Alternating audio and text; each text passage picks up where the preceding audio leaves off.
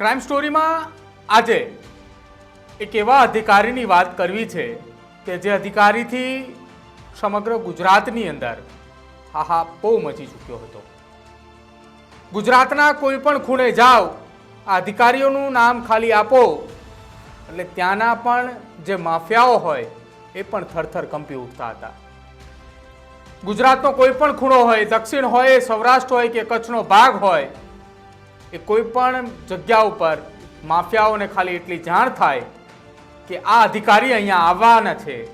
તો ત્યાં એ માફિયાઓ એ થરથર એટલા માટે કાંપતા હતા કે અધિકારીની છાપ એટલી સાફ હતી, એટલી સુથરી હતી અને એ અધિકારી માત્ર ને માત્ર માનતા હતા તો એ આ જે માફિયાઓ જે છે તેને અટકાવવા માટે।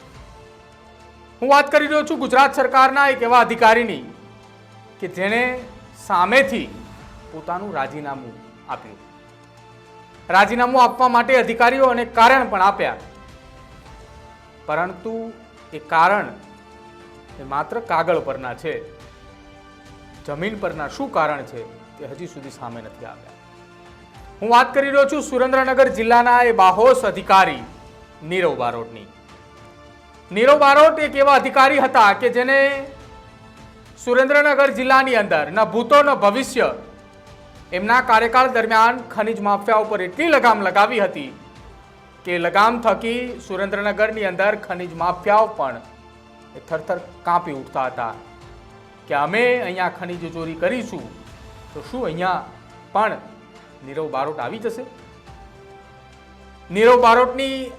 આ સાહસિકતાને લઈને રાજ્યભરની અંદર ચર્ચાઓ ચાલી રહી હતી। કોઈ પણ જગ્યાએ જો એવા સમાચાર મળે કે નીરવ બારોટની આ જગ્યા ઉપર બદલી થવાની છે અથવા થાય તેવી શક્યતાઓ છે તો એ જિલ્લાઓની અંદર ખનિજ માફિયાઓ જે છે તે પણ કંપી ઉઠતા કે આ અધિકારી જો અહીંયા આવ્યો તો અમારી શું હાલત થશે। સુરેન્દ્રનગર જિલ્લાની અંદર સૌથી વધુ ખનિજ ચોરી થતી હોય એવા અનેક વખત દાખલાઓ સામે આવ્યા છે, અનેક વખત સમાચારો પણ સામે આવ્યા છે અને એ દરમિયાન નીરવ બારોટનું ત્યાં પોસ્ટિંગ થાય છે અને તેને ત્યાં હાહાકાર એટલા માટે મચાવ્યો કે નીરવ બારોટના સમયકાળ દરમિયાન સૌથી વધારે ફરિયાદો દાખલ કરવામાં આવી, સૌથી વધારે રેડો કરવામાં આવી અને તમામ રેડ જે છે તે સફળ પણ રહી હતી।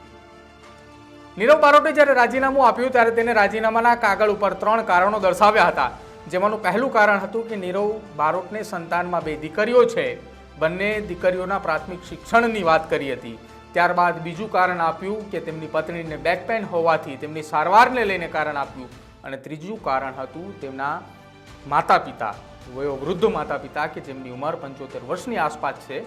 તેમની સેવા માટેનું। હકીકત તો એ છે કે નીરવ બારોટે જ્યારે રાજીનામું આપ્યું તે દરમિયાન છેલ્લા કેટલાક સમયથી સુરેન્દ્રનગરની અંદર ખનિજ વિભાગની અંદર ખનિજની ચોરી કરનાર ખનિજ માફિયાઓ જે છે તેમની કામગીરી નહોતી થતી, એટલા માટે ક્યાંક ને ક્યાંક કોઈ ને કોઈ એ નીરવ બારોટના રાજીનામાની ભલામણો પણ થતી હોય તેવા સૂત્રો દ્વારા માહિતીઓ પણ મળતી હતી, પરંતુ તેમ છતાંય આ નીરવ બારોટ પર કોઈ લગામ નહોતું લગાવી શકતું। અંતે નીરવ બારોટે રાજીનામું આપ્યું અને એ રાજીનામું આપવા પાછળ તેમને આ 3 કારણો જણાવ્યા, પરંતુ ત્યાં જે સ્થાનિક લોકો છે, તેમની સાથે કામ કરવાવાળા લોકો છે, તેઓ પણ અમારા અંગત સૂત્રોને એવું કહી રહ્યા હતા કે સાહેબનું રાજીનામું આપવાનું સાચું કારણ આ ના હોઈ શકે। સાહેબ હંમેશા સરકારના વફાદાર રહ્યા છે, પોતાની ફરજને વફાદાર રહ્યા છે, એટલા માટે ક્યાંક આ સાચું કારણ ના હોઈ શકે।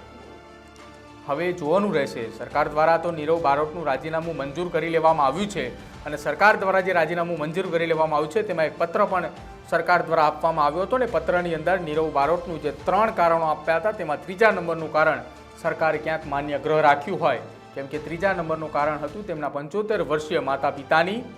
સેવા માટેનું। ગુજરાતની અંદર ફરી ક્યારેક આવા અધિકારીઓ મળવા બહુ ઓછા છે। હું એટલા માટે આવા અધિકારીઓ મળવા બહુ ઓછા છે બોલી રહ્યો છું કે એકમાત્ર અધિકારી કે જેને સુરેન્દ્રનગર જિલ્લાની અંદર ખનિજ વિભાગ ઉપર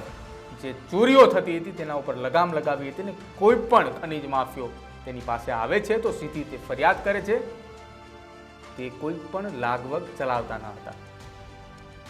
સલામ છે અધિકારીને નીરવ બારોટને કે તેને અત્યાર સુધીના કાર્યકાળ દરમિયાન સુરેન્દ્રનગર જિલ્લાની અંદર ન ભૂતો ન ભવિષ્ય એટલી ફરિયાદો દાખલ કરી કે એક ઇતિહાસ પણ રચાઈ ચૂક્યો હતો. આપનું શું માનવું છે અધિકારીના રાજીનામાને લઈને? ચર્ચાઓ તો અનેક ચાલી રહી છે અધિકારીના રાજીનામા બાદ, અને આ ચર્ચાઓ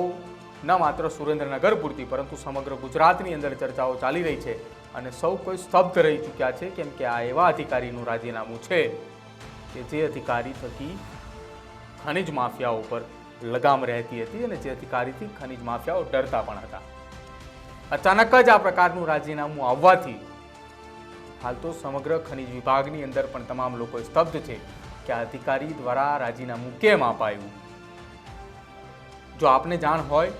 નીરવ બારોટે રાજીનામું કેમ આપ્યું તે અમારા કમેન્ટ સેક્શનની અંદર જણાવજો, અને ક્રાઇમની આવી જ કહાની જોવા માટે અમારી ચેનલ ન્યૂઝ રૂમને આપ આજે જ લાઇક કરજો, શેર કરજો અને સબસ્ક્રાઇબ કરજો.